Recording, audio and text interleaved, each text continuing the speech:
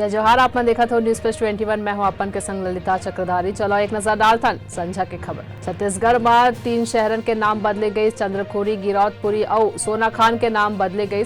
CM Bhupesh Baghel हा जारी करिस निर्देश। रायपुर में लॉ स्टूडेंट ऊपर जानलेवा हमला भिड़िस। युवक के 2 गुट मर्डर करे के रहिस प्लान, चाकू से करिस वार। 4 अगस्त तक ईडी के कस्टडी में रही राउत। एजेंसी हा अदालत ले 8 दिन कस्टडी मांगे रहिस। कहीं 3 बार समन भेजी, इस पर राउत नहीं आई।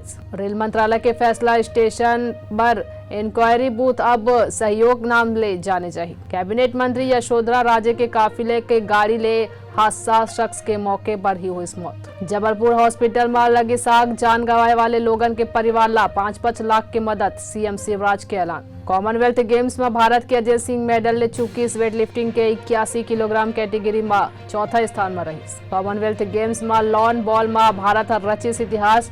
न्यूजीलैंड ला हरा के मेडल पक्का करिस। शर्जील इमाम, खालिद सैफी और उमर खालिद के भाषण के पैटर्न एक जैसे मिलिस।